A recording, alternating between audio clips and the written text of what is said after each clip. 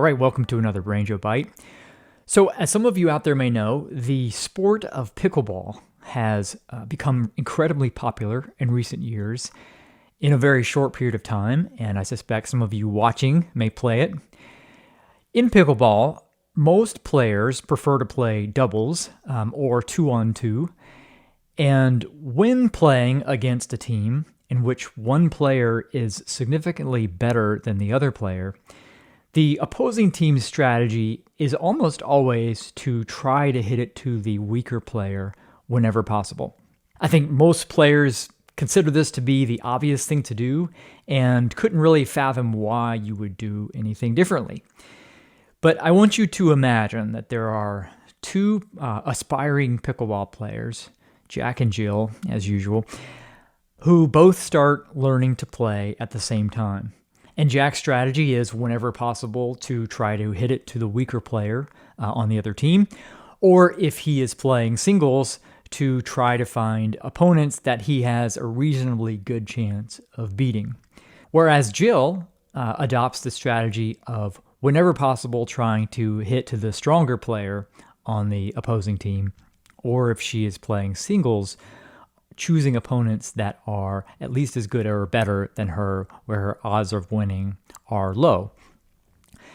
So in 1 year's time, who do you think will end up being the better player? Well, I would contend, and I think it's pretty clear, that Jill is likely to be the better player in a year. Why is this? Because Jack's primary goal is to win, while Jill's primary goal is to improve. She is optimizing for improvement. He is optimizing to win. And the player who is optimizing to improve is likely going to get better than the one who isn't. Now, I play pickleball myself, and I can tell you that the strategy to hit it to the weaker player in doubles is by far and away the most common. This is also true in doubles tennis. Despite the fact that there's really nothing at stake in these matches, right? This is not professional sports. Our livelihood is not determined by who wins or loses. Yet, the vast majority of players will choose the strategy that gives them the best chance of winning over the strategy that gives them the best chance of improving. Now, the reason the best athletes in the world become the best athletes in the world isn't because of some innate gift of genetics or talent. It's because they train smarter. And that includes always seeking out the best competition to play against when they are developing.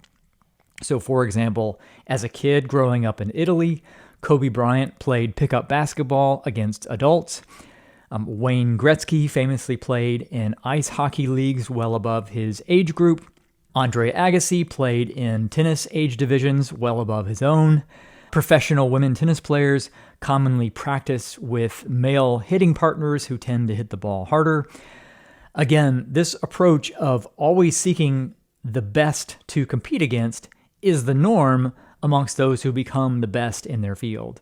And they do so by being more interested in improving or getting better than they are in winning, except when there's actually something at stake. In all of those prior examples, they would have had a much higher chance of winning if they had played against kids their age or against weaker opponents, but they chose not to do so because they were optimizing for improvement. The tendency is to always think of competition not as an opportunity to learn, but rather as the place that you go to see how good you are, or to test your skills, or to show others how good you are. In that case, competition isn't seen as a learning opportunity, but rather a time for demonstrating your abilities. And since most recreational athletes spend most of their time competing rather than drilling or practicing where the clear goal is improvement, they end up spending almost no time working on improving their skills. And it's yet another example of how training methods, along with our mindsets and attitudes, make all of the difference when it comes to developing expertise in anything. Now, this same mentality can also make a huge difference in playing music. I very often hear from folks who say that they're not ready to start playing music with other people. Yet, playing music with other people is an enormously helpful thing to do, regardless of what level you're at, and should always be a central part of your training or practice, no matter what level. And of course, that can include playing along with practice tracks. Most people will find this to be very challenging, especially at first, which is precisely what makes it so helpful, just like an athlete playing against the best competition. And yet, like the pickleball player hitting to the weaker opponent, the tendency is to avoid that challenge, especially in this case. Now, why is that? Why do we avoid those kinds of challenges, especially when there are other people involved? Well, because once again, I think we're viewing it through the wrong lens. Instead of seeing it as this golden opportunity to improve our skills, we instead view it as the place where we go to show our skills or to demonstrate what we can do. And so we worry about others judging what we're doing, judging our abilities, and then our goal becomes not to screw up. And yet, the way we improve is by pushing ourselves to the edge of our abilities, and the only way to find out where that edge is to make mistakes from time to time. So we have this ideal learning environment, playing with others, but we can't utilize it because of this limiting mindset, because we think it's about showing what we can do.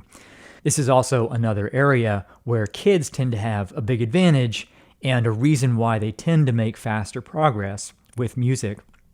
And again, it has nothing to do with kids being able to learn better or faster, which is not true, but rather about putting their brains into better learning conditions. So they're less likely, especially at younger ages, to worry about what others think, less likely to be self-conscious, more likely to be fully absorbed in the moment, more likely to push themselves to the edge and past their current abilities. In fact, the very young often overestimate their abilities, which in a scenario like this works out great. And that's further amplified by the fact that kids are almost always encouraged and praised for being there, so they want to do more of it. And by the way, we should all take a clue from that and be sure to praise and encourage the efforts of others, especially beginning players, no matter how old they are. So think about this concept in your own musical efforts day to day. Are you hitting to the weaker players, or are you maximizing the challenge and looking for opportunities to push yourself? And remember that playing music with others or with practice tracks is a fantastic learning opportunity and should be a regular thing that you do. Just like in recreational sports, there's nothing really at stake, and messing up in these situations just means that you are pushing yourself to the edge of your abilities, which is exactly the sort of thing that you should be doing. All right, that's it for this Brainjo Bite. If you enjoy these, you'll likely enjoy the book, The Laws of Brainjo, which you can find on Amazon or online wherever books are sold. All right, I'll see you in the next episode. Thank you for watching this Brainjo Bite.